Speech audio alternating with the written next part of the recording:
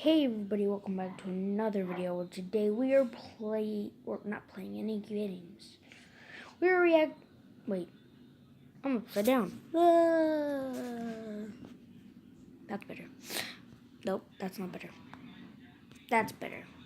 We are reacting to some scary animations. I don't know why this is as the face, but let's watch 2015. I was looking for a car to buy for my son for his 18th birthday. Turn that down. I was searching all the typical car websites, cars.com, eBay Motors. They were all overpriced as expected. Yeah. Craigslist was the only place to find an actual deal. About a week into my search, I found an '03 Toyota Camry. It had 67,000 miles, no accidents, no damage, and good condition for only $3,500. Dang, that's pretty It seemed cheap. like a steal for such a reliable car with such low mileage. The seller lived about 10 miles from me, which was a reasonable drive when looking for a car. I gave him a call to set up a time to come check it out. The man sounded normal on the phone. He assured me that there were absolutely no problems with the car. He looks shady. He introduced himself as Bob. I brought along $3,500 in cash. There's nothing wrong with the name Bob. It's just that Bob is a name that people like, as in because it's funny, and it's a really nice name. I don't know why people think it's funny, but it's just something like in the name that makes it sound funny. I don't know why. Planned on wiggling down the price Bob. as much as possible. I pulled up the dirt road to Bob's property about 15 minutes early. It was a tiny little house with a decent-sized property, only because I was a bit far from the nearest neighbors. The garage was open, so I walked over to see if anybody was inside, but except for an unusual amount of car parts, it was empty. Yeah, that's The car was probably... nowhere in sight. The only car on the property was an old pickup truck. I went over to the front door to check the house numbers. It was the right address. I'm good at making my Doorbell face button look was ugly. missing, so I knocked on the front door. All I have to do is just sit still. I knocked for exactly 5 minutes before deciding to give the man a call. So I dialed his number and I heard the sound of a cell phone ringing from inside the house. I was extremely confused at this point. Now I knew I had the right house. I didn't understand why, if he was home, why he wasn't answering. I decided I had to take a peek through one of the windows to see if anybody was inside. Peering through the glass, I couldn't really see much as it was pretty dark inside the house. I saw a very old-fashioned dining room set, but across from that, I saw somebody standing at the back door of the house, staring outside. Oh. I figured that must have been Bob, so I knocked on the window, but he didn't even move. Well, then There was no run. gate or anything to the backyard. It was just a wide open yard, since this wasn't a rural area. I simply walked around the house to the backyard. I didn't understand how he couldn't hear me. When I got to the back door, I made a shocking realization. The figure standing by the door was a taxidermied human being. I ran straight back the way I came and back to my car. That's an I ugly looked up one face, last time not to be before rude, driving but off. The blinds to the window I had peeked into had been shut, those but were... I could see two of the blinds bent open. Somebody was at that window watching me. You can probably guess I had the gas pedal to the floor the whole way home. The whole situation Probably still did. makes no sense. All the car parts, the fact that there was no Toyota Camry, the He ate taxidermy it. human being, the fact that there was no car there leads me to believe that whoever that man wasn't planning Get on my selling me creepy anything. blanket. And that also leads to the disturbing thought that I was very close to becoming a lifeless statue staring out that man's back door.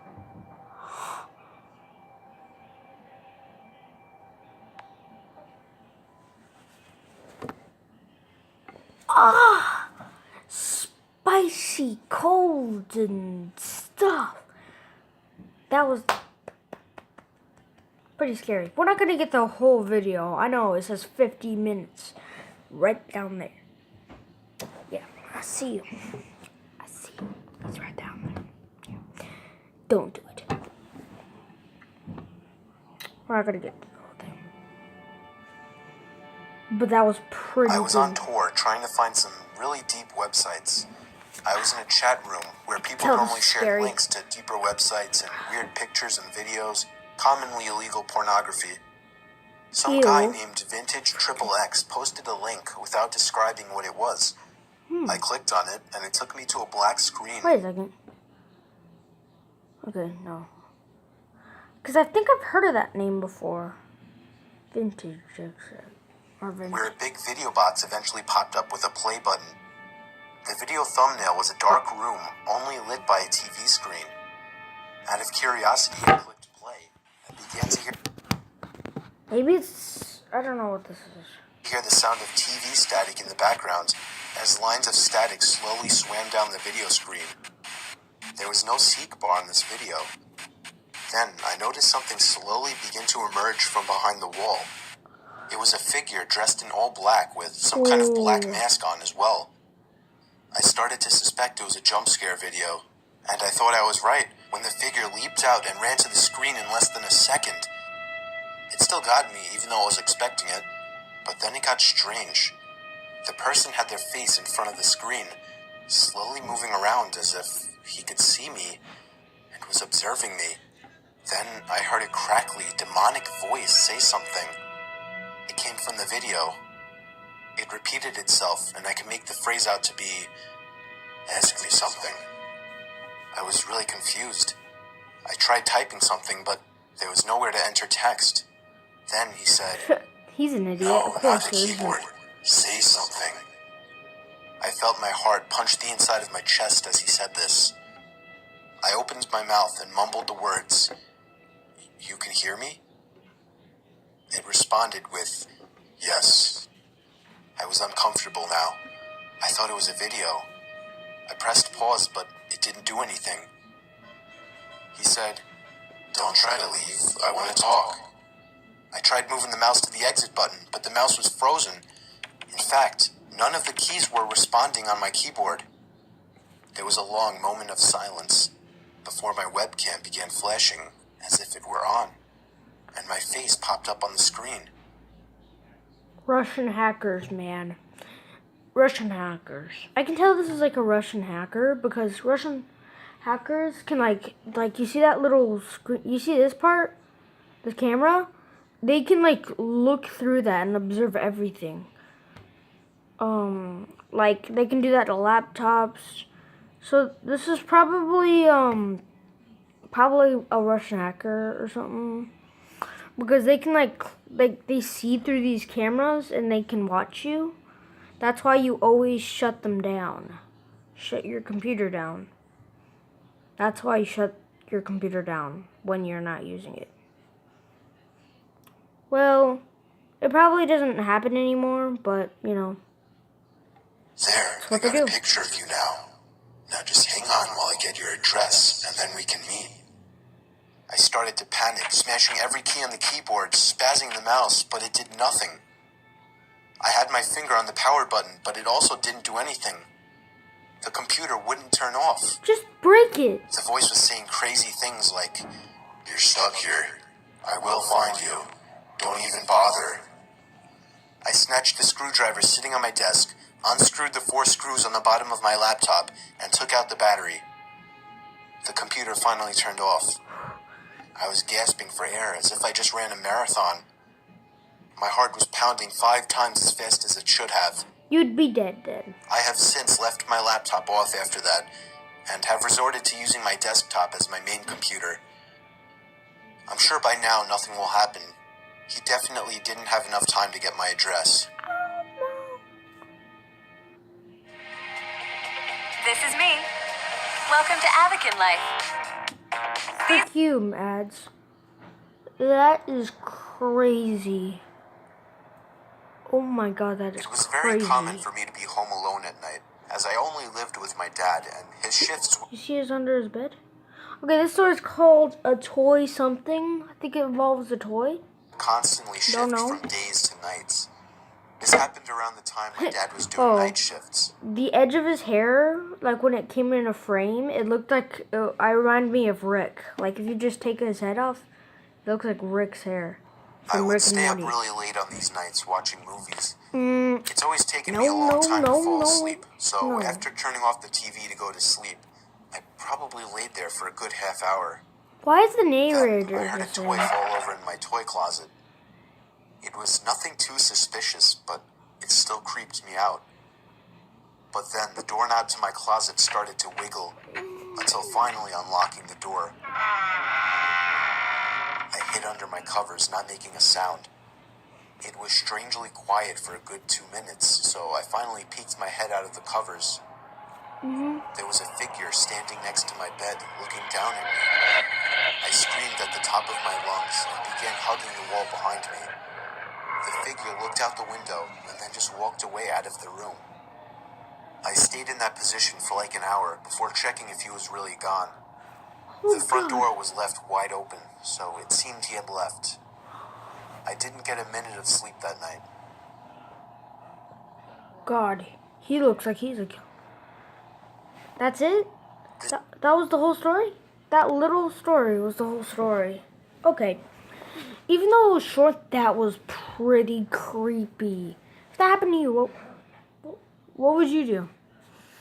If you heard somebody unlock your...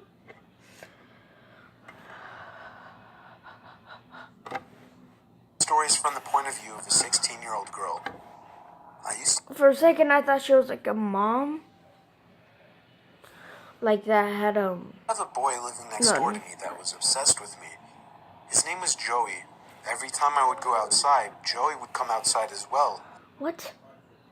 Wait.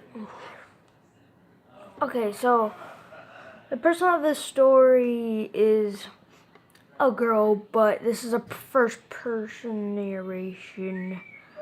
First person, so then how is the voice a man? Maybe he's reading it off of somebody, I don't know. As if he were watching me through his windows, waiting for me. He was 17 and very weird, and he didn't seem to have any friends, as he was always home. I tried to give every sign possible that I didn't like this guy, but he wouldn't get the message. So I had to finally just tell him one day that I don't like him and to leave me alone. The look on his face that day is something that won't leave me. It was the kind of angry look a toddler gives their parents when they can't have a toy. Coming from a 17-year-old, that's much Great more description. disturbing. One night, my parents left me to watch the house. I was working on a school project when I felt my bed shift a little bit. I looked under my bed. I screamed as I saw Joey laying under my bed. I ran away while he tried to crawl out from under my bed. I ran to his house and rang the bell at least 10 times, telling his parents about it when they opened the door. Joey never came out of my house, so I called the police. His parents begged me not to, but I ignored them. The police found him still in my room and arrested him. Apparently, he admitted this wasn't the first time he had hid under my bed. They also found pictures of me scattered across his room. The most disturbing one was of me sleeping, and it was taken from inside my room.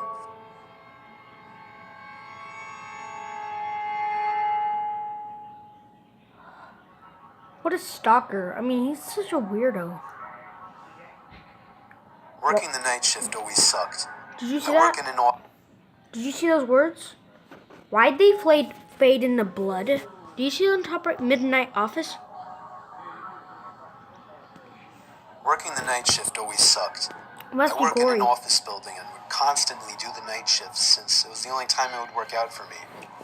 I was just about always the only person on the floor I worked on, possibly in the whole building. That's scary. There would always be a kind of eerie feeling to being in such a big building with most of the lights out and absolutely no one around. But on the upside, it was peaceful and less stressful, and I was able to get a lot of work done. There was this one night, though. It was a Friday night, around 2 in the morning. I was typing away on my keyboard when I heard a noise from outside my cubicle. It sounded like just a random crack from the walls or something. Dang! It looks like the cubicles stretch out forever. Like, Jesus, how many It's cubicles are unusual there? in this building, but I didn't get too concerned about it. I resumed typing away and was once again interrupted by a sound. This time, the sound of a computer starting up. It caught me off guard. I was sure nobody else was working the night shift. I stood up on my chair to get a view over the cubicle walls. The glare of a computer screen in the dark was visible in a cubicle on the opposite side of the room. Then I did something stupid, something I regret. I asked if there was anybody there in a yell, hoping to get an answer from a fellow employee. But instead, I saw the glaring light of the computer monitor across the room turn off, and there was once again nothing but darkness on that side of the room.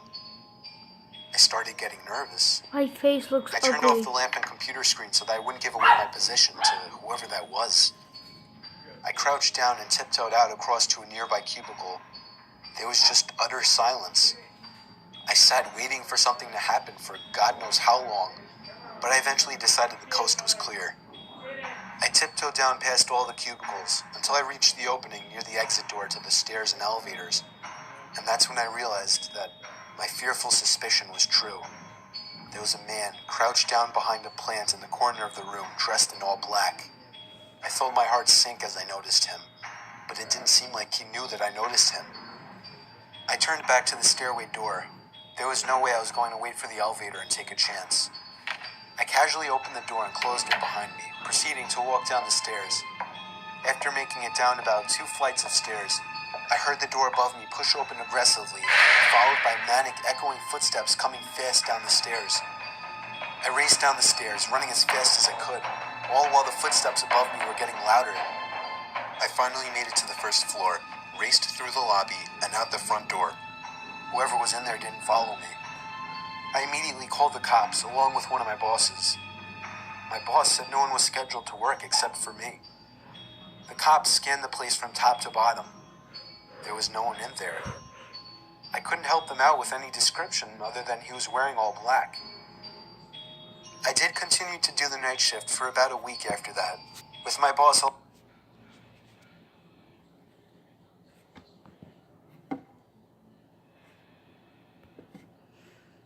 allowing me to lock all possible entrances to the floor, including the elevators.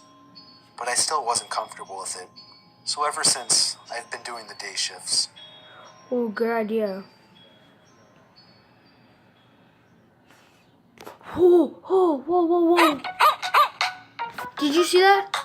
Whoa, whoa, whoa, whoa, whoa. Yes! Whoa, whoa, whoa. Did you see that? You So see ever that? since, I've been doing the day shifts. There. On the top left. Nah. It's probably nothing, but in the top left there's black. It's probably just a hair or something.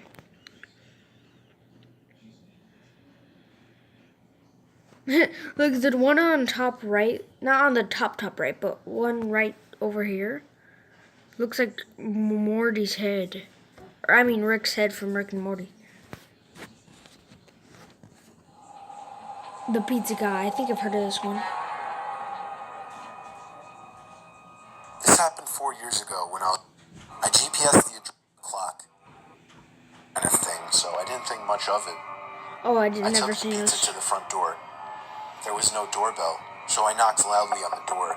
With a finger. Within 10 seconds, I heard the sound of footsteps hitting wood on the inside of the house. The footsteps made it to the door and stopped. I started to feel uneasy. I got the feeling that I was being watched, and that's when I noticed there was a peephole in the door. "It's the pizza guy," I called out. I heard a low, harsh-sounding voice on the other side of the door, telling me to bring the pizza out back. I didn't like the idea of going back there. Something didn't seem right. "Are you sure, sir?" I called out. He didn't answer my question. The sound of footsteps didn't move away from the door, so I had the feeling he was still watching me. Oh, sorry. I almost found myself walking back to my car, but I decided I didn't want any trouble with my boss. The last time I brought a pizza back, he gave me attitude, so I reluctantly walked through the uncut grass and around the small house to the back. I remember there was a shed and a little patio back there. In the patio, there was a table with 4 chairs surrounding it. In one of the chairs, facing away from me, I saw the head of somebody sitting in the seat. I began walking over and said, "Excuse me," but the person didn't even move an inch. "Excuse me," I said again louder. Then from behind me, I heard, "Psst, over here." I turned around to see a man poking his head out from the corner of the house, looking at me with a crazed smile. "Come over here, I want to show you something."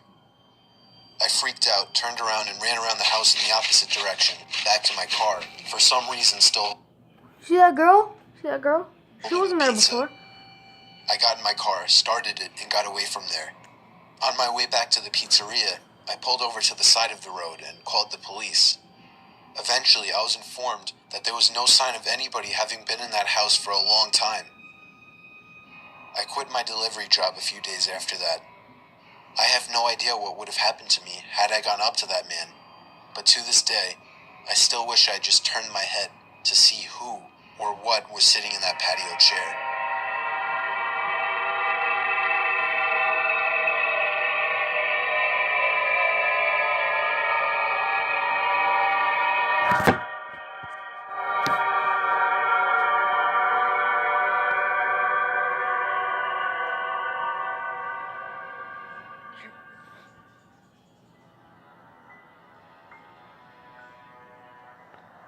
It was during a blizzard in Valley Stream. I was Oh getting my paid God, that's scary. $250 to watch some couple's kid while they went away for the weekend. That's a lot of His name money. was Matthew. This took place on the first night, which was a Friday night. Matthew was already supposedly asleep while I was in the living room watching a movie. I got a knock at the door and looked at the clock. It was close to midnight. There was no way I was opening it. Not even 10 seconds later, I heard the sound of 2 or 3 men angrily banging on the door, telling me to open up. It felt like my heart was about to stop. I took a peek through the blinds, and there was somebody standing right on the other side of the window. I fell back in fear, and after managing to get back on my feet, I ran to the kitchen phone first thing to call the police. They said because of the weather, it could take a while for an officer to get here. I was told to take the child and hide somewhere until an officer arrived. They wanted to keep me on the line, but I wasn't thinking clearly in the heat of the moment and hung up. However, it wasn't until I ran through the living room that I realized the banging had stopped. I took a second peek through the living room window. Nobody was there now. I heard the sound of glass shattering from a few rooms over. Oh God. My knees started to feel weak as I realized they had just broken the window and were about to climb into the house. I had to run and get Matthew. I couldn't just leave without him. Of course, when I got upstairs, there was no time left to run back downstairs, as I already heard footsteps and laughter coming from downstairs. God, I that's covered Matthew's mouth with my hand as I ran with him into his toy closet. A few minutes dragged on to what felt like half an hour as we sat there in the dark closet. Matthew began to squeal as footsteps on the carpet reached the outside of his bedroom door. he's pretty brave. There was more than one person. They came inside. There weren't many places to hide in this room. I was actually reflecting on my whole life, so sure I was gonna die. We heard the sound of a police siren outside, even from in the closet, and then I heard one of the men in the room mutter, "Aw, shit." I opened the door back up as I heard at least 3 pairs of footsteps That's not good. hurriedly rushing down the stairs. They didn't get far, as the police later found their footprints in the backyard, leading to our shed. There were 5 men in total, and they were all arrested.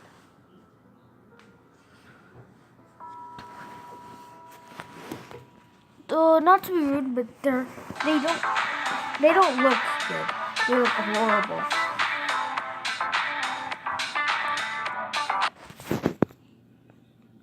Total, and they were The scary. hurriedly rushing down the stairs. They didn't get far, as the police later found their footprints in the backyard, leading to our shed. There were 5 men in total. That They one's were the all ugliest. arrested. The first one is the ugliest. That's the second, and that's the third. And they're all ugly, actually.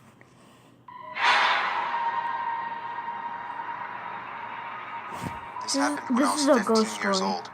My best friend Anthony wanted I me bet. to come over for the night, since his parents would be gone all weekend. I rode my bike over and put it in his backyard before letting myself in through his back door. We played basically every video game he had, from FIFA all the way to Call of Duty, with popcorn and other junk food.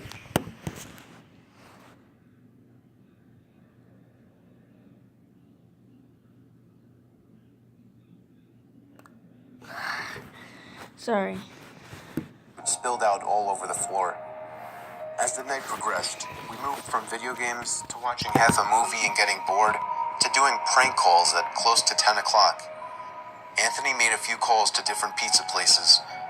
When it was my turn, I just dialed a few random numbers in hopes to get someone at their house. On, say, my fourth attempt, I finally reached somebody. A guy with a deep and rough voice picked up, answering with a yeah instead of a hello. Anthony's laughing in the background made me stumble with my words mid-sentence, ultimately cracking up into laughter. I had never done a prank call, so I sucked at it. The guy on the other end was silent. I regained a straight face and tried to continue with the call. It went something like this. Sir, would it be alright if I borrowed one of the wheels from your car? What's your name, kid? My name is Bob. Really? You sure it's not Anthony? It hit me like a brick. I looked up at Anthony, whose face was noticeably full of fear. I hung up the phone, not wanting to be on the line with whoever that was for another second. Anthony, who the hell was that? I asked him. I don't know, he told me. Does your caller ID info display your name or something? No, it shows my dad's name. We hopped on the computer and did some research, trying to figure out how it was possible to get someone's name through their phone number. It didn't make sense how he could get Anthony's name so quickly.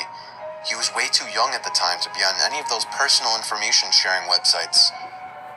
We ended up asking a question on Yahoo Answers, since no one had a similar experience. The question turned up no answers. I suggested he call his dad, but he said he wasn't supposed to have anybody over for the weekend.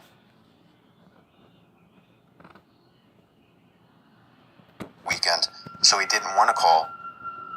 We planned on sleeping in the living room, so we just resumed watching the movie that we hadn't finished from earlier.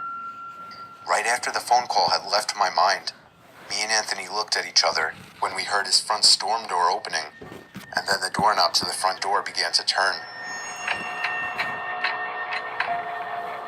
It only was able to turn about halfway before the lock restricted it. Anthony turned off the TV, and I went over to the window to see who it was. I spread the blinds open. There was a tall guy standing outside. He noticed the blinds moving and turned to look at me. I practically threw the blinds back into place. Me and Anthony hid in the kitchen, listening for any more noises. We heard the sound of the gate to the backyard opening, as it was right outside the kitchen window. God damn it, I said. I forgot to shut the back door. Anthony urged me to run and shut it. I made it to the hallway leading to his back door and froze. There was a silhouette standing outside the back door. I don't think he noticed me, but he was surely looking into the house. He opened the door and stepped inside. I tiptoed to the kitchen and motioned for Anthony to follow me upstairs. We made it to his room as quietly as possible, pulling the door shut to avoid making any noise. We crawled under his bed. He had cloth covering the bottom of his bed, so you couldn't see anything under it unless you actually moved the cloth. The doors downstairs all opened, each one getting closer to the stairs. Thumps finally began up the stairs, and he was right outside the door now. The door to the room opened. I could hear Anthony's breathing. It was too loud. Footsteps moved over to the closet, and the closet opened. I could hear the coat hangers being slid around as the fabric of the jackets and coats rubbed against each other.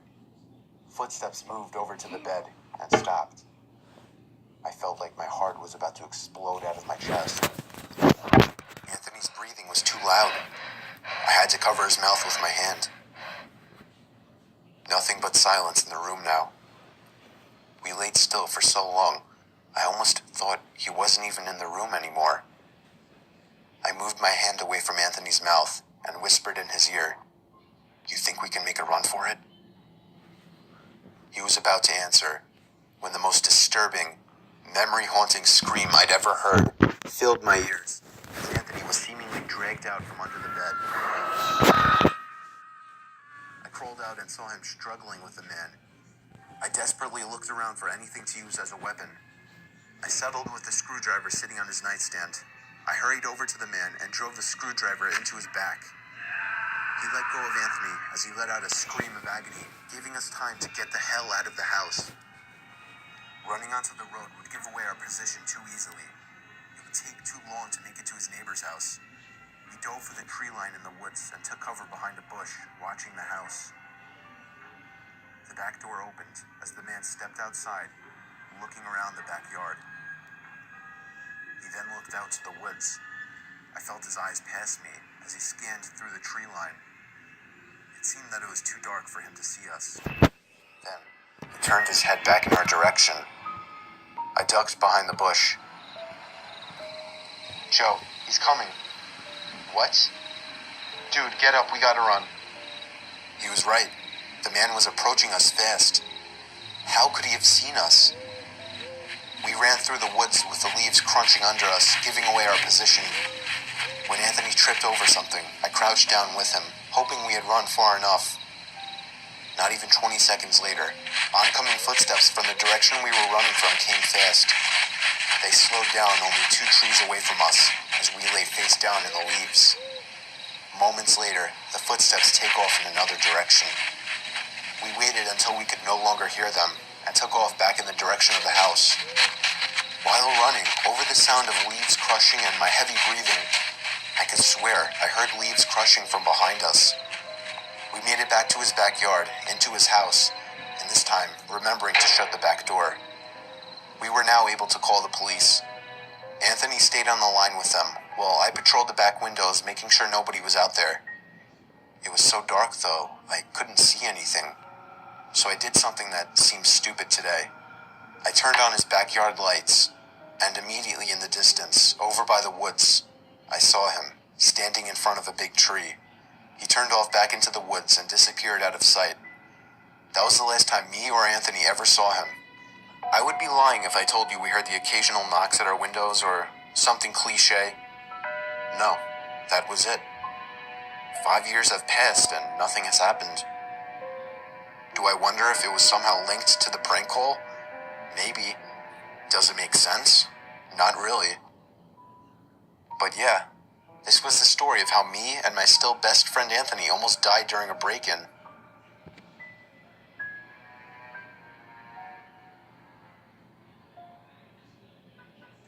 Panda.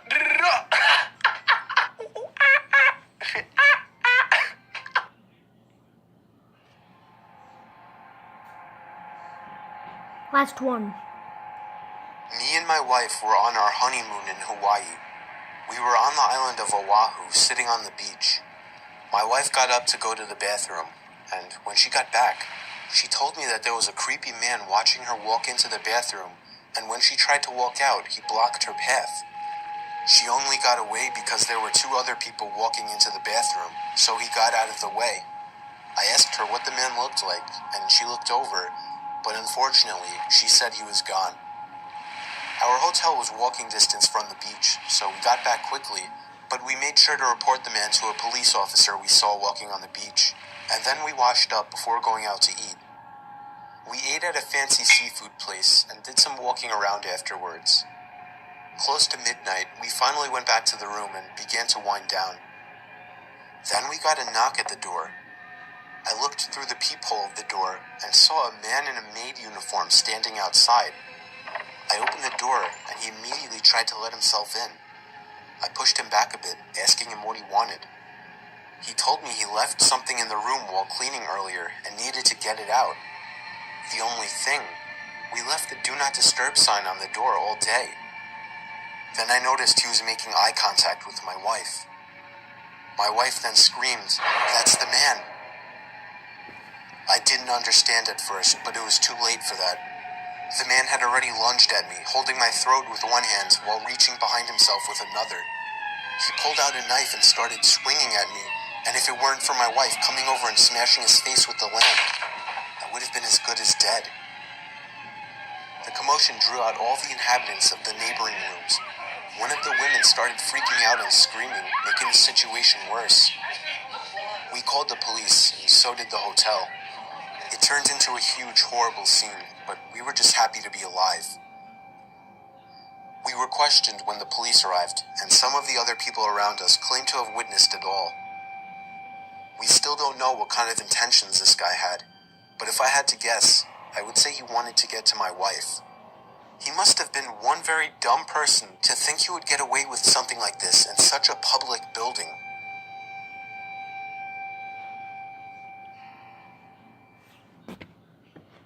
That's gonna end it for this video. Nobody's gonna view this because this is so long. But the scariest one, which is, I don't know which is the scariest one. Submit down in the comments below which one was the most scariest. Sorry this was so long. It just scared me to death. And it's very addicting. Hope you enjoy, and